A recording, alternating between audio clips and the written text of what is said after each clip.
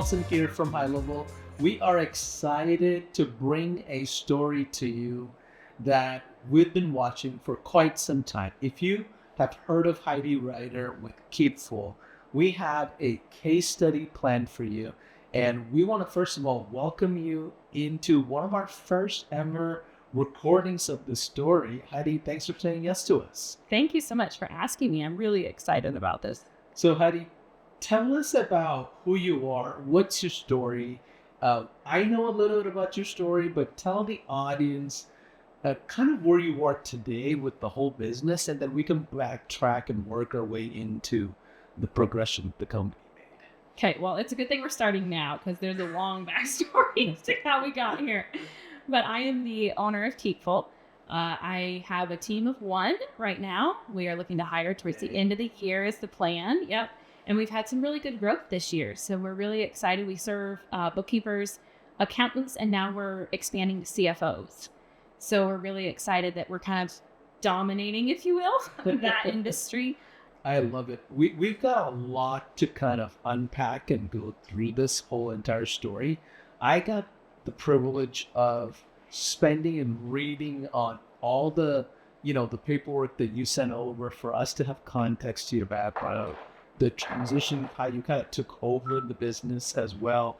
But first of all, before we go into the business component of it, tell us about who Heidi is. I know who you are. You've got kids, you've got a great family, you've got a great story behind you. Tell us a little bit about the Heidi that you became. Well, I'm first and foremost a woman of faith. It defines everything I do, especially how I run my business. I'm also a mom to 4. I have an 8-year-old, a 6-year-old, 4-year-old, and a 1.5-year-old. They're boys and girls, or what? Yes, a mix. So I have 1 girl, she's my oldest, and then I have 3 boys. Love it. And she keeps them all in line. And they keep me very busy. We homeschool also, so that's kind of fun. And then, now own Keepful. I also own a bookkeeping business. I owned that originally. Found out I really love owning and running a business and kind of like figuring out the admin, the marketing, that kind of thing. I now own 2 businesses. So take us back to the first year of the journey in entrepreneurship. I know you've had more of an unorthodox, not the same ordinary story of the entrepreneur starting out from scratch. But tell us, your first year, how did this whole thing begin? So it started, like I was mentioning, I started a bookkeeping business, found out I loved the admin side of it more so than the actual bookkeeping tasks, which is kind of a big deal when you're running a bookkeeping business. So I really wanted to scale in a way that I could hire for the tasks I didn't want to do. And at the same time, I thankfully experienced a lot of growth in that business. And the man who owned the course, Ben Robinson, he started noticing my growth, and he asked me to become curriculum manager for his course that I took on how to start a bookkeeping business. So I have a background in education. I was actually a teacher first. I taught at middle school right outside of Atlanta, which is not the best thing to do. And I taught math remediation and did not like it. And then I did not like it. So when I took his course, I was really trying to find out what I was going to do from home. And so he reached out to me and he was like, I have a position for you. You can still work from home. I know that's your goal. Will you help me plan a new course? And so I kind of came into the helping people start a business, helping them know how to run it, like that kind of thing from a course perspective. Gotcha. And then when he learned about HighLevel, and then we kind of shifted into the marketing side, we had basically 2 branches, the course branch and then the marketing branch. And what year is this? So I started my bookkeeping business in 2017. Yes, right before my first was born. Yeah. And then started working for Ben in 2018. Okay. And you're still working as a teacher at the time? No. Oh, okay. Tell us about that. So I taught from 2016 into the school year 2016, 2017. Okay. 1 year and I was out.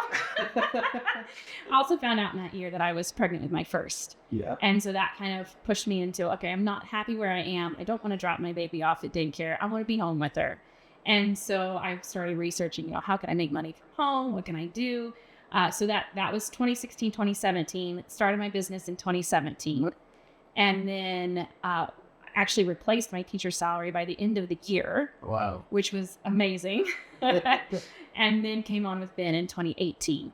Okay. And then it was just in the last 3 years that we actually started the Keepful branch of the business. Got it. So you decided you're going to be a mom. And at that point, you're like, I've got to be home with my kids. Does it make sense for you to leave them and go work at a traditional job? So you're like, I'm going to do research, figure out something online, and you came across bookkeeping, took a course, and then now you're working with the owner of the course the course that you took. Yes. Okay. So tell us a little bit about the transition from being a teacher in math to bookkeeping as a whole. Like, were there any correlations, or was it like you're learning a whole different skill? Yes, to both. So it's definitely a whole new skill. You're applying, obviously, math concepts, right? But it's not math and teaching math. It's more of like, here's how to apply it and what these numbers mean and how to, figure out percentages and growth and like all those kinds of things. But from the similarities are you're still teaching. You're just teaching the business owner now. You're teaching them how to use their numbers, what they mean, what to look for, those types of things. And so I found that I became a teacher to help people because I love math, right? Well, as a bookkeeper, I could still do that. I was still involved with math and I could still help people. I could help them in their businesses, which I have come to find out that helping someone in their business is a wide circle of influence because you're helping the business owner who's helping their team and their community and their clients. And so it's like the ripple effect. Yep. You get to help a lot of people. And that is my favorite part of what I do, which it was my whole goal from being a teacher. So in that case, it's very similar. My path just looks different now. So when did you say, you know what, I can potentially run a business? When did you have that aha moment where you're like, maybe I have the calling to be an entrepreneur? I think it has been more of a journey than a moment, for me at least. When I started my bookkeeping business, I definitely I didn't think I could do it. But I was like, at least I have this course. I'm going to try. I'm going to jump in with both feet. I don't know what else to do. If I don't make a go of this, we don't have food on the table. So when your back's against the wall, you have nowhere else to go. And so I jumped in with both feet. And I think that's been the key is like it's less about what you're doing and more about perseverance, because you can have a great idea, but if you don't persevere through it, you're never going to see it become successful, So I just jumped in with both feet, even though I never felt ready. I never felt like this is, I'm better than anybody else, or I can do this, this is my calling. I just kind of jumped in and then just followed that journey. And like I said, I'm a woman of faith. So, with the prayer, it was kind of here's the next step in the path, and here's the next step and the next step. And so it's kind of been like, even as the owner of Keepful now too, you would think owning two businesses, this would, I would know what I'm doing, right? But there's still moments where it's like, how did I get here? Where am I going? What's happening? It's still so surreal sometimes, because I don't know if this is everybody, but when I would look ahead, like, let's say I was 12 and I would see my sister who was 16. I was like, oh, when I'm 16, I'll feel this way, The same thing in business. It's like, oh, if I reach this certain revenue mile marker, I'm going to feel this certain way, like I'm going to have arrived. And then you get to that point and you're like, oh, but there's still so much I don't know. There's still so much to learn. And so it's kind of like that, where it's like, it's never really how I thought it was going to be or what I thought it was going to feel like, but it's just a ride. It's like you can't get on a fast train and you just have to hold on because you're off and running. So yes, the jump to entrepreneurship is always scary. They say you got to figure out how to make an airplane on the way down. But when you're the person making that jump, you have no manual, no instructions of how these airplanes should be constructed. Now, speaking of your pathway into HighLevel, did you learn about HighLevel in this course that you took with Ben, or like, how did you come across the world of HighLevel? So this is where I feel like my story is very different from other people because I was kind of voluntold into it. I don't know how Ben found out about HighLevel. He had some people on his team or his mentors, that I think had found out about it, were using it, whatever.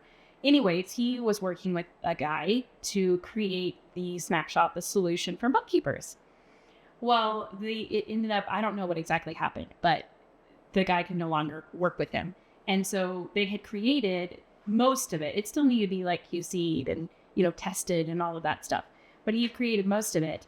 And because I had a bookkeeping business and was willing to try, I was one of the only people on the team that started using it in my business to test it and fine tune it and tweak it and that kind of thing. Yeah. So since I was doing that actively in my business, I was the other person on the team. So they're like, you're the only, good fit to take this over. So I stepped right into a software that I had never really used outside of a couple And you had weeks. no digital marketing background, Mm-hmm. which is crazy. Yeah, my only experience in marketing was what I was doing for my own business to bring in clients and that kind of thing. So thankfully, Ben has a lot of marketing experience. And so he was just a major mentor to me on that side of things. And then it was trial by fire in learning the software. And thankfully, I have a really good friend who had been using HighLevel for a couple of years. And so it was literally every day I would call him up and bug him, and I'd be like, how do I do this? How do I do that? Because we had support, but you also don't want to feel like an idiot calling up support, being like, what is this? Oh, the button's right there. Yes, we do have great support, and we also find people shy using our support resources often because, like you said, they want to be fruitful in those calls. They don't want to bother someone just to get a couple of things stuff. Right? Yep. So help us understand. 2017, you make this jump. I assume 2018 you started working with that. Yes. 2018 is when HighLevel was established. So, Oh, really? So Ben might have found out about HighLevel pretty early on in the stages of the original version of HighLevel.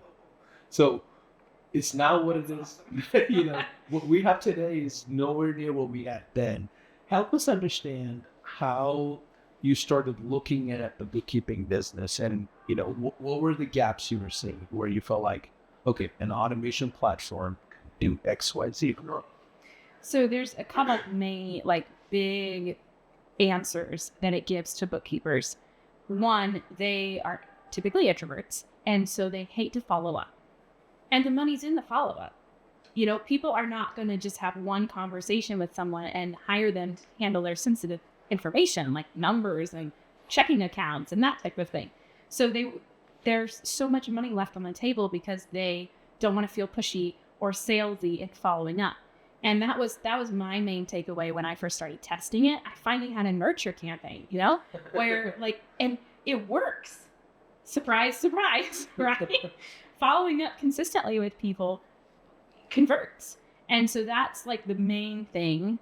It takes the pressure off of them. Even just something as simple as here, sign a contract.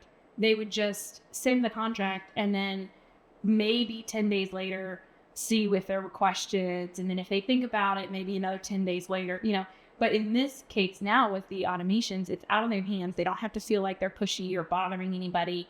And it's following up and it's helping create more conversions for them. So that's the one side. And then the other side is the professional online presence because they're hate writing about themselves. So the whole about me bio is really uncomfortable. So being able to kind of help them create a professional appearance online that really reflects who they are. Because now your website, your online presence is key because people go there to find out who you are and what you're about. And so having that created for them takes the pressure off because it's so much easier to edit than it is to start from scratch. So that's kind of our main focus at Keepful. It's you never have to start from scratch. That's our goal. And we'll help you. You don't have to start from scratch. So it's just kind of implementing those things that we all know work, but bookkeepers have a hard time. It's not their comfortable area. Yeah, absolutely. And let's talk about numbers a little bit, if you don't mind. So when you first jumped into the business, how many clients do you feel like you guys were at? what kind of revenue were you guys doing? What was at least the milestones that you guys would cross? So we launched it in a couple different times. Our very first launch was to a group of people that came to like an intensive. It was an in-person workshop type thing. Is that part of the course? Yes. Okay, so you had the course online already. Yes. You guys put together an in-person event. Yep. And then at the event, you sold probably an offer. Yes. Got it. Yeah. Okay. Break And that down for us. the offer was actually part of the event. Okay. So they bought their ticket to the event, and it included, well, he did free for life for those people because they were charter, they would give us feedback, help us make it better, that type of thing. That was your beta group, essentially. Yes. Yes. And if I remember right, I think it was 20 people that got that. Wow. And this is 2018, end of 2019. Oh, 18. No, this was 3 years ago. So 2022. Okay, so what happened from 2018 to 2022? We were making the course better. So we did a lot of coaching, Okay. like group coaching calls. I did a weekly coaching call where we would talk about marketing. We would talk about, getting through the course. We talked about mindset. Mindset was a really big thing. Yeah. Because a lot of these people were just like I was. We were employees now trying to shift into running a business, and you have to think very differently Gotcha. when you shifted to that kind of entrepreneur, like you were saying. Yeah. So we would talk a lot about mindset. So through those years, it was, improving the course, taking people's feedback, making it better, really figuring out where the holes were in people's businesses, how to get them success and that kind of thing, and coaching and all of those kinds of things. So that's kind of where we started seeing like there's a big need for marketing and helping people convert their clients or their leads, because there's no shortage of businesses that need bookkeepers. Yeah.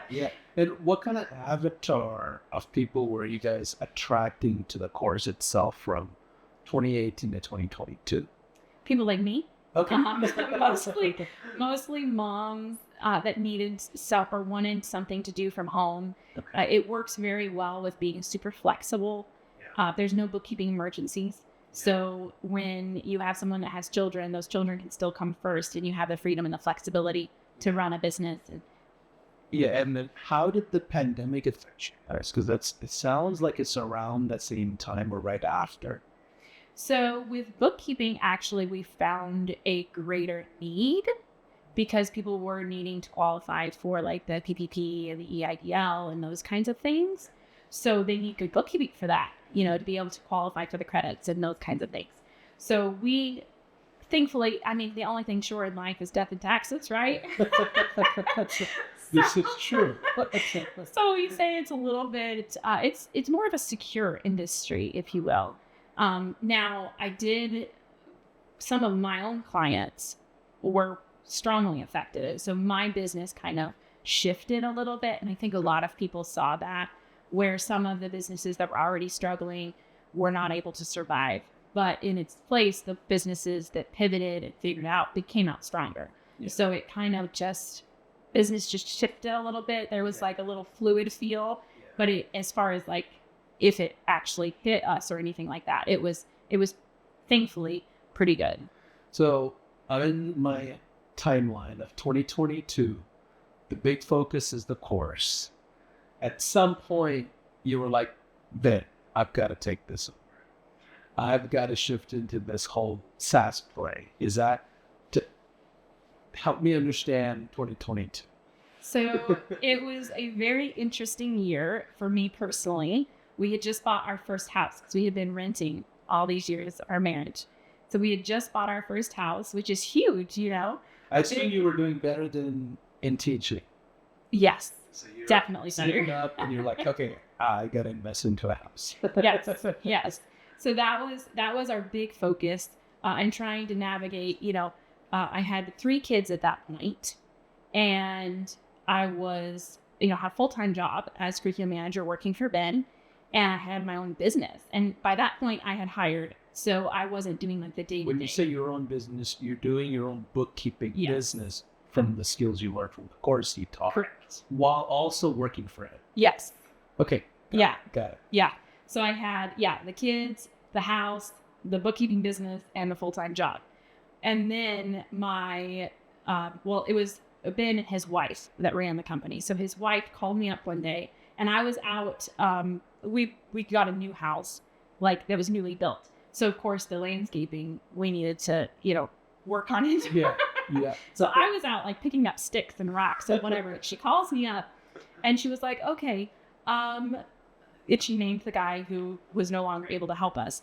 She was like, he's not here anymore. So you're the only person on the team that is actively using Keepful. So I think you should take it over. And it can be your thing. We'll call you product specialist, and you'll be promoted to this. I was like, are you sure I'm qualified for this? And she said, I said you are, and so you are. This is what you mean by the voluntary Yes. promotional.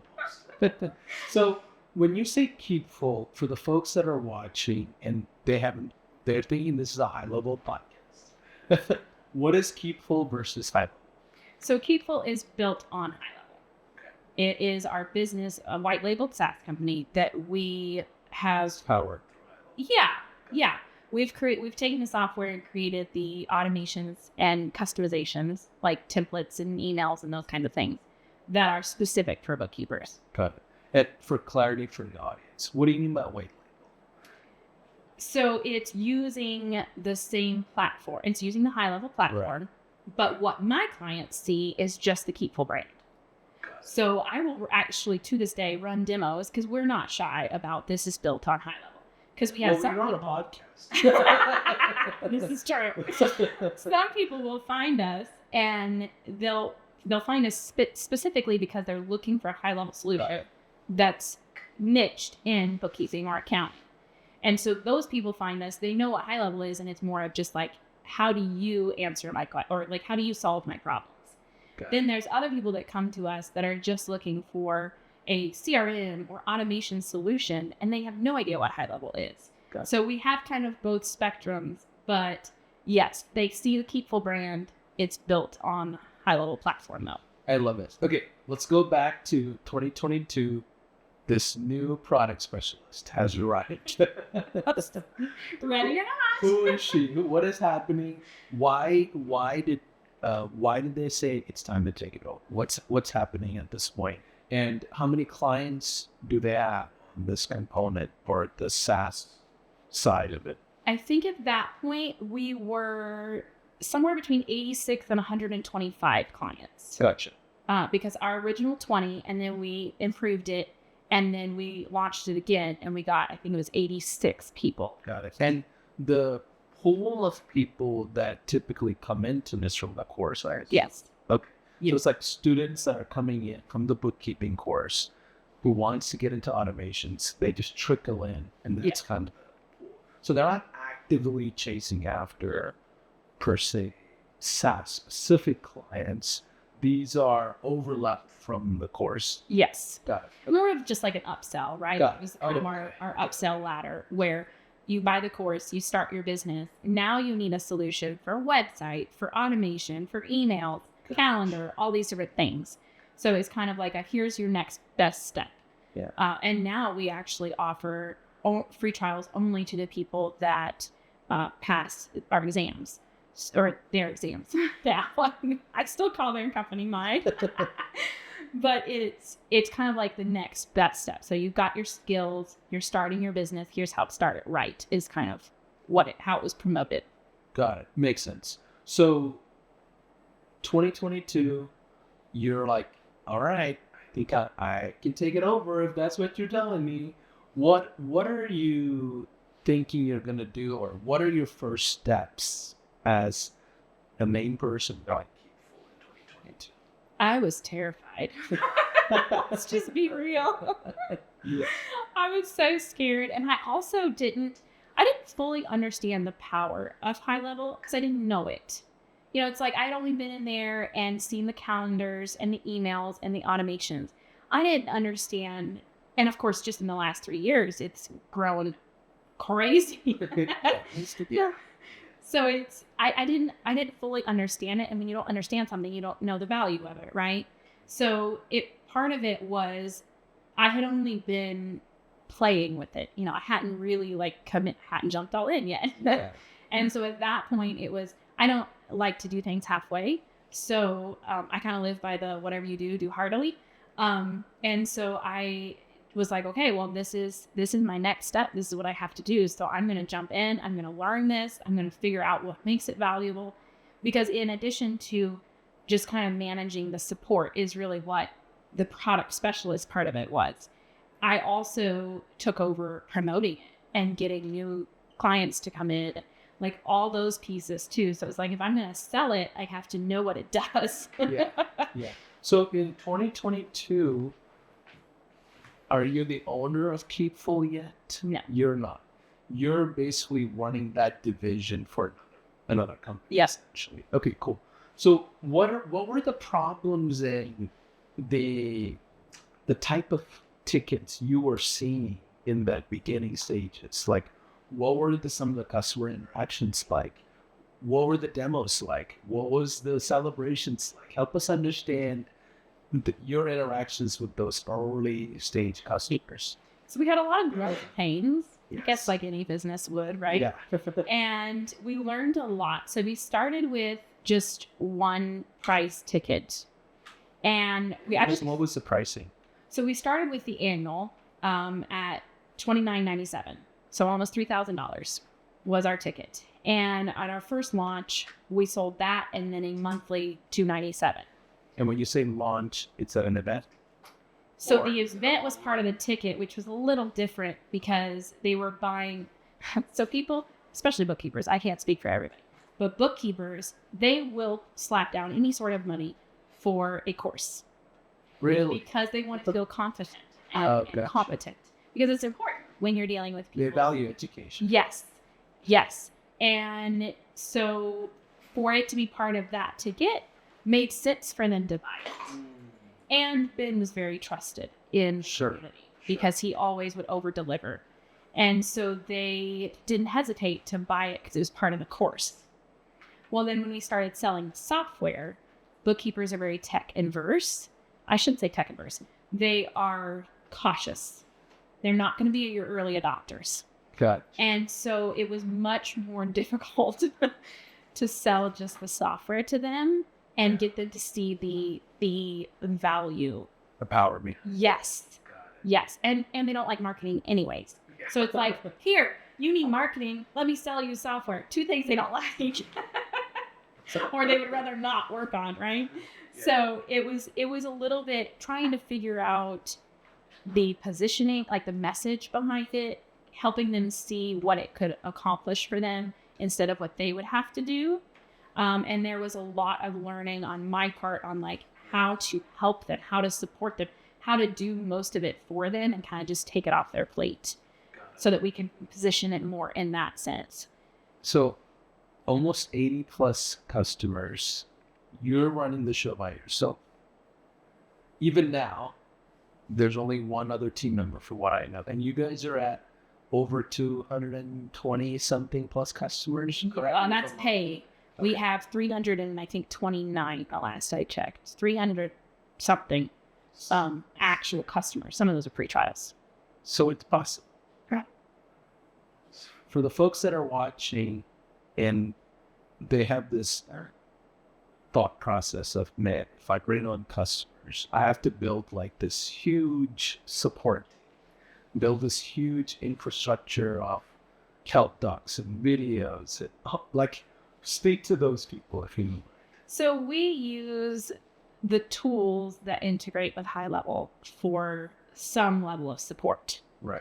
So I was finding, originally we were doing full white label support too, in addition to our email support.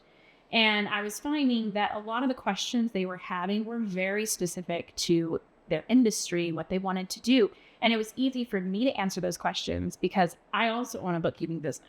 So I understand they have this idea and I'm like, oh, here's how we can actually bring it to life and make it even better. And those were the types of questions and the types of support that they were wanting. And so I found it was less confusing if they just came straight to me. Right. So then we shifted to, we have the docs and the library for them to use and search if it's just a quick little question that they want help. And now we've actually brought in, because of the custom menu tabs, we've brought in, there's a lead connector ChatGPT that we've pulled in. And so now they can have like AI as they can chat more with someone, right, for support. And so then it kind of begins to free up, because the more accounts we have, the more the email inbox is just, becoming an animal. But yeah, it's been learning, and then that's where we shifted into different membership levels too, because I was finding that not everybody wanted the hand holding. Some people wanted to get in there and do it themselves. They created new stuff. Like, they are the tech people that they enjoy building out and seeing it come to life. And they didn't need as much support from us. They need to know that we're there for questions and things like that. But they didn't need us to do the work for them. So that's when we split into our core and our concierge. Our concierge is where we do it for you. And then core is where you get all the base features that we've created, the automations, those types of things, and full access to the software, and then they can go do it themselves. And that has really helped us with support too, because somebody, on a core level emails in and we don't have to go do it for them. We say, here's all the resources. We, record a little tutorial video or whatever, and then send them on their way. And so splitting our membership has really saved us on support as well. Got it. So in 2022, you guys are charging $3,000 annually, essentially, on average. You're handling essentially all the onboarding, all the support to about 80 plus customers. What happens next in the business? Like, what does 2024 look like? Or, what is the next milestone that kind of unfolds? So the end of 2020, you're going to love this. The end of 2022 and the beginning of 2023, we had the bright idea to offer a free trial to everybody in all time that had passed our course. Say that one more time. So you're wanting to offer trials to anybody that's in your pool of courses, like your education side? Yes. And how many people are there? 12 to 13,000. Okay. We had 1,000 people get free trials. And how long are the trials? 6 months of trial. Oh, no. And it was like, we ended up having to space it out and do like groups, segments, if you will. Like chapters or classes. Yes. Yeah. Yes. So and like a February class, a March class. Well, we did it like every other week, basically. Gotcha. We would launch to the next, and I think we split them up into like 11 groups. So there were about 100 people per group that we would launch to. And so every week I was onboarding 100 people. Now, because it's a free trial, not everybody's invested, right? They haven't invested time or money or anything. They're just like, oh, free, I'll take it. Yes. And so there wasn't as much, obviously there wasn't really, besides the onboarding and getting them set up, there really wasn't a lot of extra support or work there. And at this point, you're working in the business. Yes. Got it. Keep going. Yeah. So that was, I will say that I was frustrated with that. That was a time where I was frustrated. We were still trying to figure things out. Like, it was a very rough time. You unlocked the gates to the front door without the kitchen being built. Yes, it's going to be a little frustrating when 1,000 people walk in on a trial. Yes. What was the point of that? Like, what was the intention behind that when you guys first kind of tested that out? I don't know, because at that point I was just product specialist. So while I was championing it and supporting it, and like it was my breath that I breathed, I wasn't the one making the final decision. Got it. So I'm not sure what made that decision. I was just told, hey, we're offering this to everybody. Here's how we're going to make it happen. So 6-month trials, what happens when they expired with these trials? Most of them canceled. Because there was a no card on file. There was a no risk thing. So unless they enrolled at the end of that free trial, it just expired. Gotcha. So there were a lot of, yeah. So what happens in 2024, the rest of the time? So we went from, 1,000, then back down to like, I think we were at 125, something like that.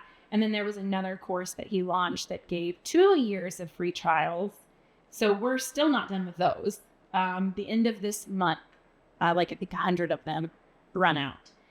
So there was a lot of free trials that kept being offered at different times that kind of messed with our numbers a lot. But it was, we would like grow and then we wouldn't promote for a while. Yeah, it's like a feast and famine kind Yes. of thing based on the course launches. Yes. Okay.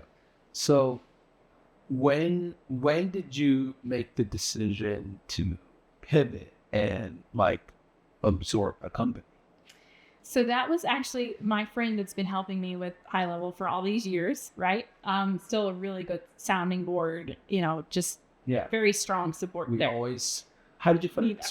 First of all, that alone is a podcast. How to find a friend in HighLevel. Events like Level Up, like the in-person events. Yes. So I think we met at a bookkeeping event. Gotcha. And it was just one of those things that like it just fits, Yeah. And so we were already we were putting together what we called a mastermind, but it was more just a few of us that got together to talk about how hard business ownership is.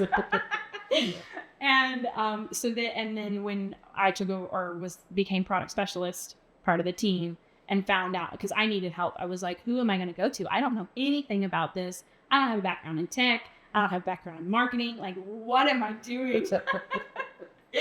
So then I found out that he had a background with HighLevel. He understood it. And so it became one of those things that, like, because I needed his help every day, then it just kind of morphed into now it's mentorship and support and that kind of thing. Gotcha. So one day, I knew it was time for a change. And the primary cash cow, if you will, of the bookkeeping training company is the course. That was our our big moneymaker.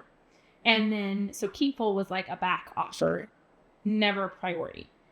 I saw the potential in it. And I came to Level Up in 2024. And I was like, people are doing like $1 million companies. I was fired up. Oh my gosh. Yeah. If you come to one of the events, that will change everything. Yeah. It'll change your outlook. It would change the way you talk to people that are in the struggles that will tell you what they did to get out of the struggles. You see people that are trying to get acquired by mass companies. You see all kinds of plethora of people. Yeah. So you came to Level Up last year and you're like, I've got to take this over. Well, and I think it kind of blew my mind what everybody that you talk to is doing it a little differently. And I think that is one of the things that I love the most about HighLevel. You can take it, there's the affiliate, there's the agency, there's the staff. Like, there are so many different things that you can do with it, and it's so cool. Yeah, even within SaaS, there's micro, there's low ticket, there's mid ticket, high ticket, SWAS. There's so many different varieties of how digital entrepreneurs not even want to call them digital entrepreneurs, just regular people blending this whole SaaS world up. Yeah. And it's really cool because you can take it and do what's authentic to you. You don't have to fit into someone else's mold. You get to be you and figure out what works for you and your audience that you want to reach.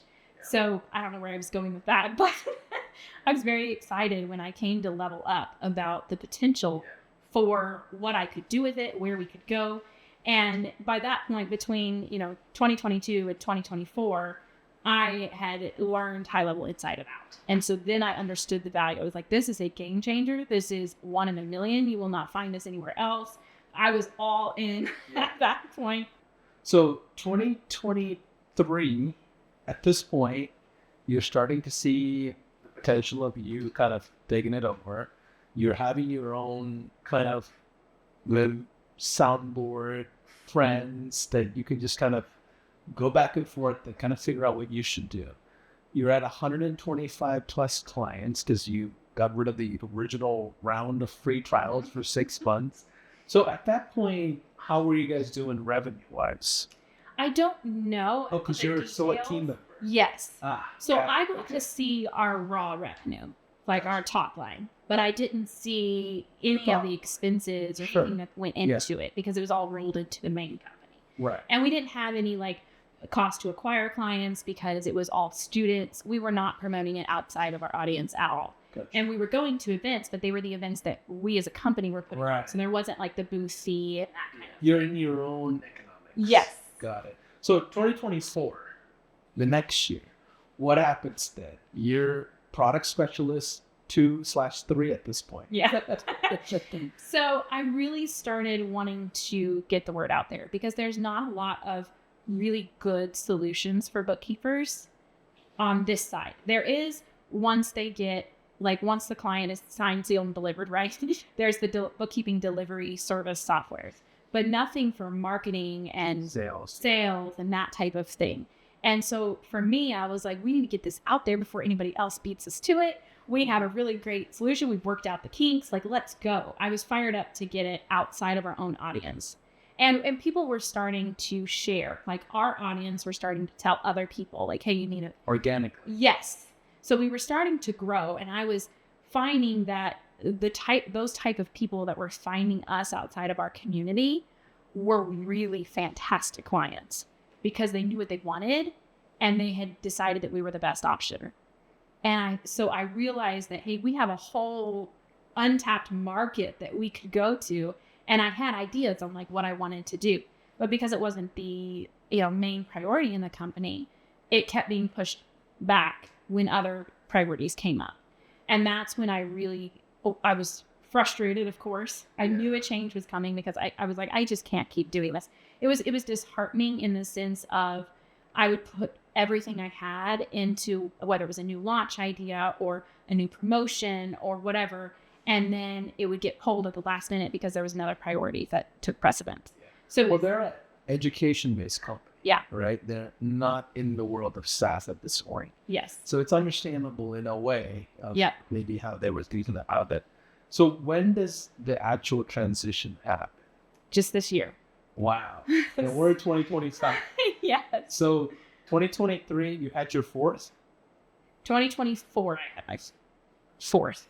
Yes. Okay. June of 2024, I had my fourth. Got it. So timing all worked out anyway. Yes. It sounds like. Yes. It's okay.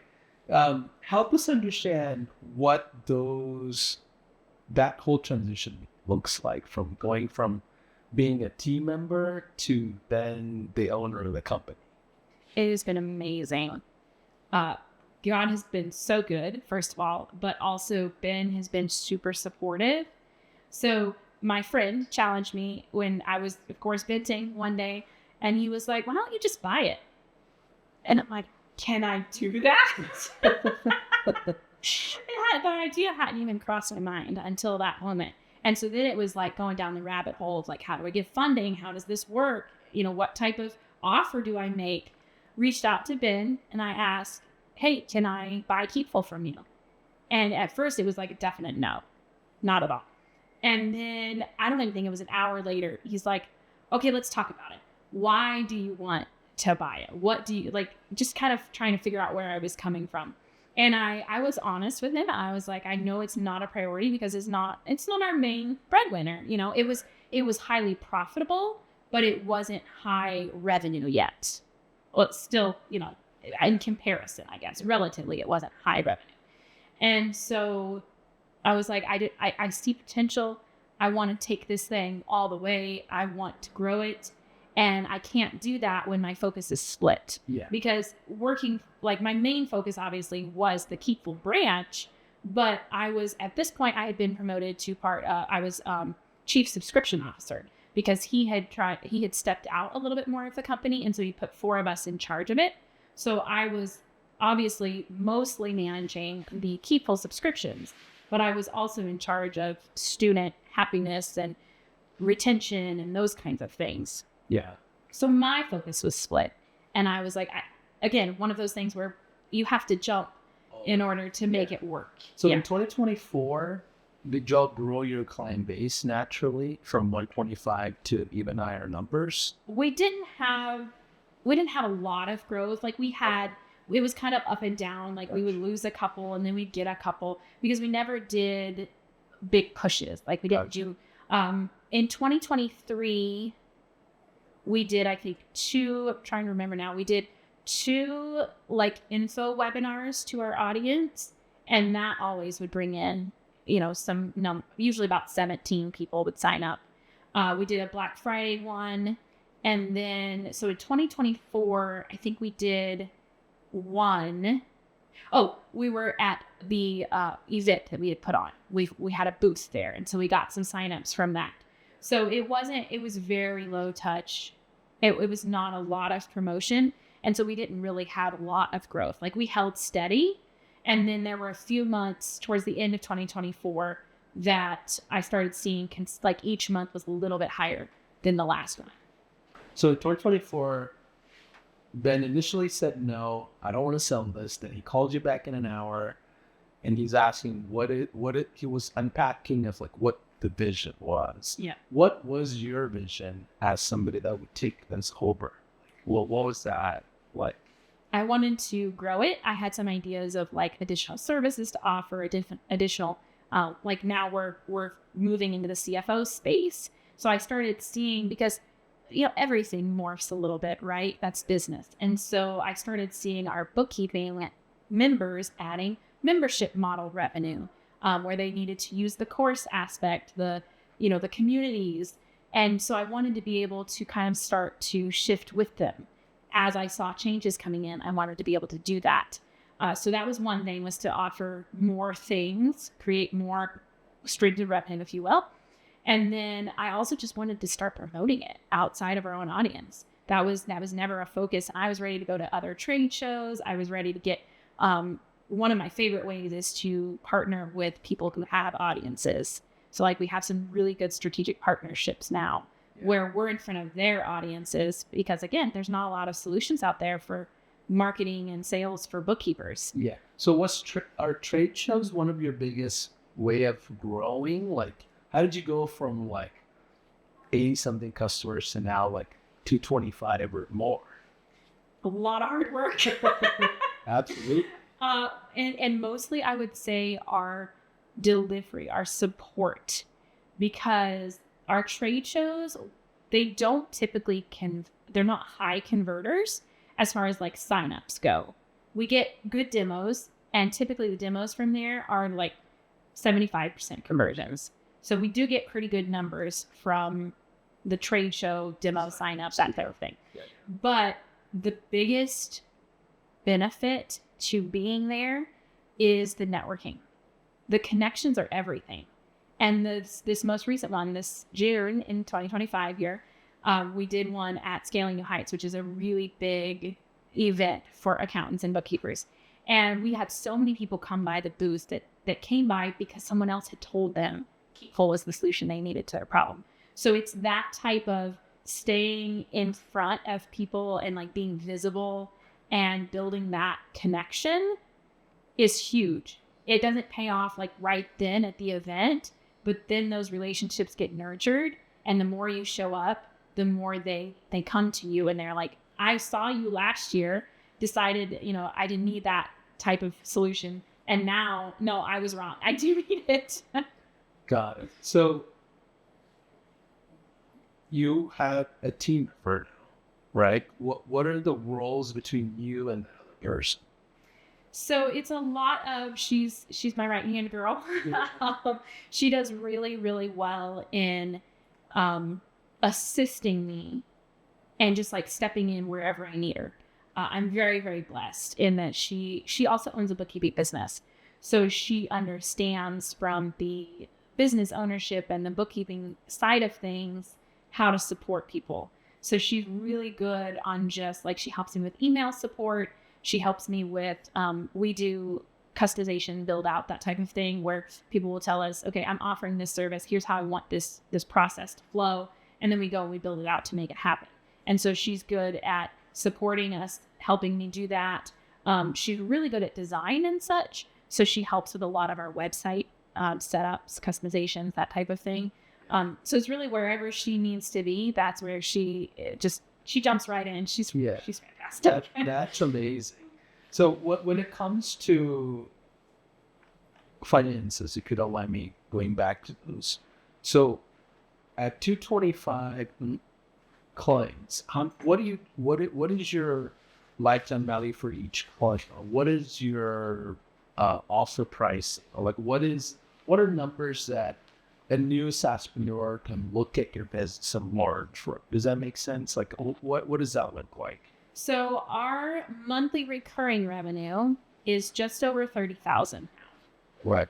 We still have a few annual plans. We don't offer those up front anymore because we also don't do refunds. So if someone gets the annual plan and then decides, hey, it's actually not what I want, we were running into a lot of issues there. So now our annual plans are more of like you've used us for a few months and you want to save, because of course annually you save a little bit, right? So then they can upgrade to the annual plan. So we have mostly monthly recurring. So I like to track how many new signups versus how many cancel.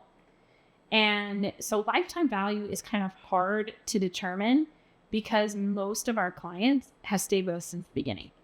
So some of your old customers were grandfathered in because of the old pricing. So you're in a special scenario after now. Help us understand your vision for the pricing you have for the future. Like, what do you guys charge per month? Is it annual only, or what does that look like? So now this is actually something that's one of my goals while I'm, in the next few weeks or whatever, because I want to figure out what my metrics are, because I need to, HighLevel has a really great agency dashboard, of course, to watch, but I also want to watch a lot of other numbers with it and kind of keep track, because I want to see how many fall off, how many of those are free trials that just don't convert, because that kind of messes with my numbers a little bit. Like we still offer free trials. We have 2 strategic partners. Obviously, one was my former employer. We still offer a free trial when someone passes the exams. And that's anywhere from like 4 to 14 people a month. It's not a huge number. And then when those free trials run out, not everyone converts. So it's like, I don't want those numbers to mess with my actual client.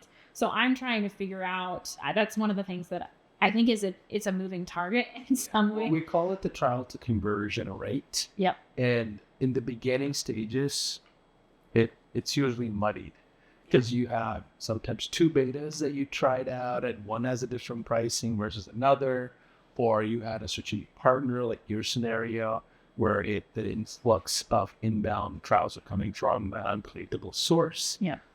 Or you went through a promo of some kind, and it's only valid for that attribution of that promo campaign. So it can get real muddy in the beginning stages. But for the folks that are watching and they are just starting out, what are some pricing that you would recommend? So we found that the $297 a month was a really good kind of anchoring point. Yeah. And one thing that I'm a people pleaser. Yeah. To a fault. And so one thing I'm trying to navigate now is not saying yes to everything, but monetizing it. So for instance, we had one person that had like 6 different brands to create, and we did it all under the one monthly fee. And so moving forward, it's like, I don't think that's accurate. I think we should figure out a different model for that, right? So it's kind of navigating that part, but that $297 was great for starting and then figuring out like what all is involved in that amount. And like another, we're launching some managed social media where they have a library they get to choose from and that kind of thing. And so that's going to be an extra charge. So kind of figuring out these different services. Yeah. Gotcha. Different ways, ascension plans, different things that we can do to kind of optimize using things that they're asking for a lot. Like the number one question I get on demos is, do you guys also do social media? So then it started being like, well, I say no now, but maybe I can make it so we can say yes. Yeah. And then just kind of figuring out how that is. So I would say for starters, nailing down support is huge, because that's going to really help with retention. It's going to help with those word of mouth referrals. It's going to help with your brand image. Like that is one thing we did right, was support. almost to a fault. Yeah. Where now it's like, okay, new people coming on, we have to kind of tamper expectations because we're gonna over, Overshoot. yeah, we're gonna overextend our support. And I never want that. That was one of the questions that someone asked me. And I really appreciate her being honest with me and asking me this question when she found out I was buying Keepful. And thankfully, everybody stayed when during the transition. Like, that was one of the concerns, obviously, when you acquire a company. It's like, how many clients are you going to lose in the middle of that?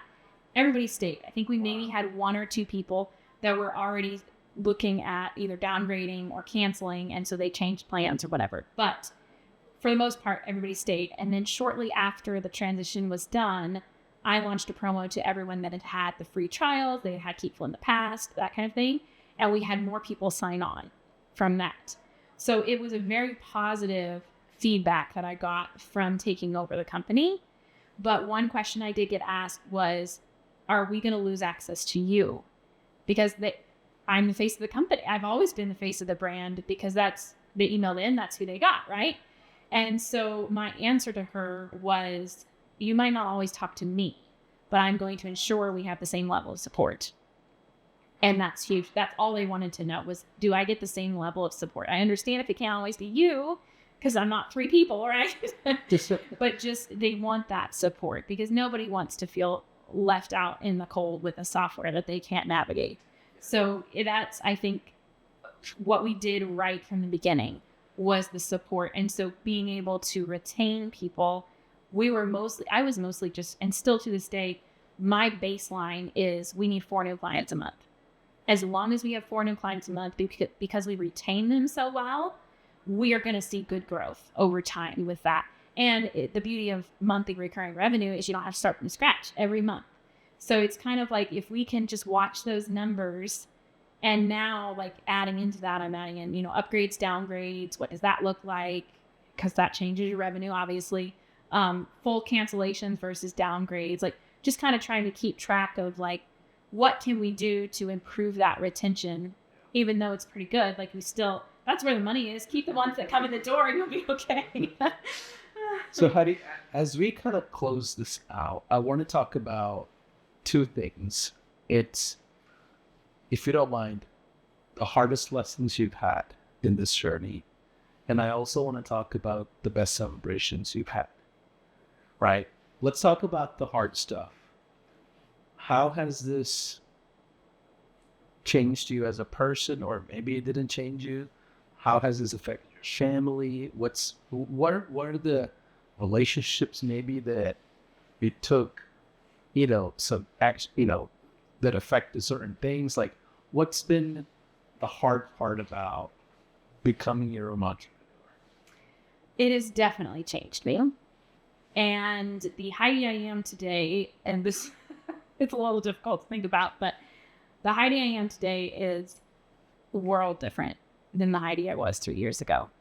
And it started with that, just straight up fear. Like, it was terrifying to come from bookkeeping, and that I was one of the leaders. Like, people looked up to me. I knew what I was doing. I knew what I was talking about. To shift into something that I had 0 experience in and to figure out from the ground up was very humbling, just terrifying and humbling because I didn't know what I was doing. I was learning it all. But I think in that, I got to rewrite what I wanted it to look like. And so it's definitely changed me personally. I have done things in the last 3 years that I never would have had the courage to do before. Even things as simple as like reconnecting with my family. I never thought that would happen. My parents divorced. And so there were, between my siblings and I, and my dad, and like, I was not able to, we just didn't have a relationship. There was a lot of falling out that happened. And just in the last year and a half, there's been a reconnection. And it all stems from the way I was able to rewrite what I wanted Heidi to look like, what I wanted the business to look like. It was a blank slate that I got to create. And it's been incredible. It's really like nothing that I thought. Like, when you think, okay, I'm going to start a business because I need to make money, right? I need to put food on the table for my family. But in doing that, you get to figure out what you want it to look like.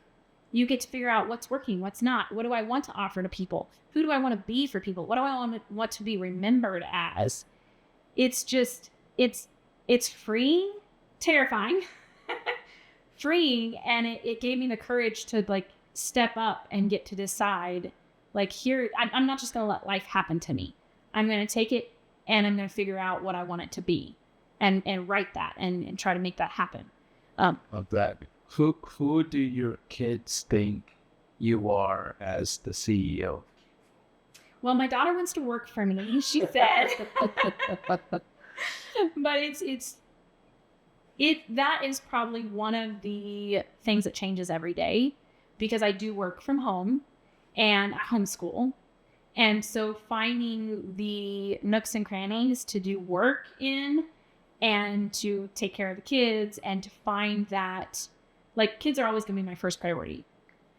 But I also have a business to run. So finding out how to not compromise one or the other, to still be there, like, it is a moving target. It is something that I'm actively working on, and it is work.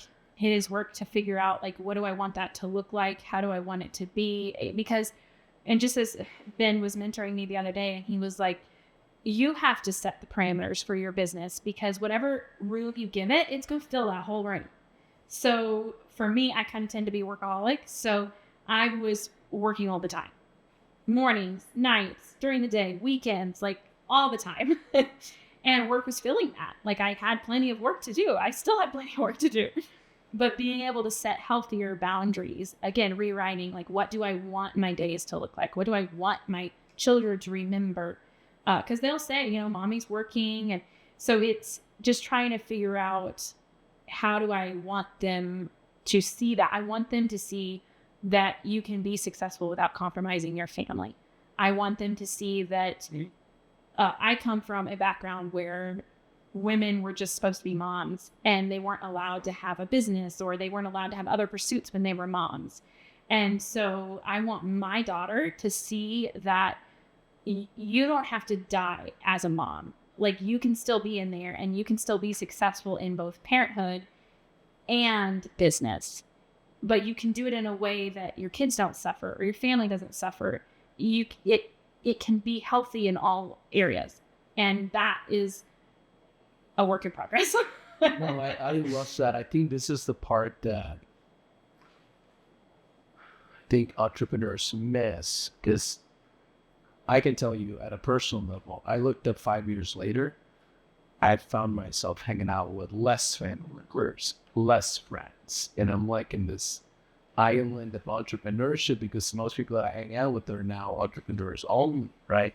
So it's very easy to go down the lane of just forgetting why you do what you do, Lastly, the celebrations. What are things that you've done, or what are milestones that you came across where you're like, okay, let me pause for a second and celebrate? So I'll start with the one that's happening now. That's right. It has always been for years, I have dreamed about owning a Corvette. I want to pay cash for one. And of course, with 4 kids, like, that's not going to happen for a long time. So I decided, coming down here for this, that I would rent one. And it has been amazing. So it's just like, because I am very hard on myself when it comes to milestones, because business is a journey. And so you can say, okay, I want it to look like this a year from now. And it's so important to set visions. But we have to write them in pencil, because sometimes they end up looking different.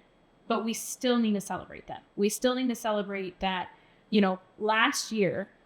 So I just like to set like 1-year goals. And then I also like to break it into quarters, so that I can kind of see more immediate celebrations, more immediate wins, right? And so just looking from last year to this year, I mean, owning the company, and that's a huge win. owning the company, like the service we provide, people know about us now. We have strategic partners. We're in other people's audiences. Like these were things that last year I was fighting to accomplish, and now they've happened. And so but it still doesn't look like success, if you will, right? There's still the next mountain to climb. You get to the top of this mountain, there's the next one to climb. And so just pausing and celebrating, like, no, we made it. Even halfway up this mountain, we made it halfway. And then just pausing to remember and look back at all the little things that happened. There's been a lot. Yeah, I love it. I think it's so important to celebrate the small wins just as much as the big wins. Heidi, thanks for saying yes to us, coming down and doing this whole recording to kind of give to the community and tell the world what's possible. It's been, so exciting for us to kind of watch this story kind of unfold. Usually we come across, brands that's been around our ecosystem for like 3-4 years or even longer. But this has been quite the short run of a company that just bloomed out nowhere. So we're so grateful that you got the time to share and just, tell us what you're doing. Final thoughts and final words to the folks that are just watching. Speak to the person that is just so afraid they'll have their first client yet, and they're in that early stage, and I just figured out that HighLevel exists. The first one is always the hardest. And after that, it's just building, right? So jumping in, both feet, there's no other options. Take all other options off your plate, because if you think there's other options, you're going to not quite try quite as hard, right? You'll be like, oh, well, at least I have this fallback plan. So pretend there's no fallback plan, and you jump all in, you commit, get that first client, and then celebrate that.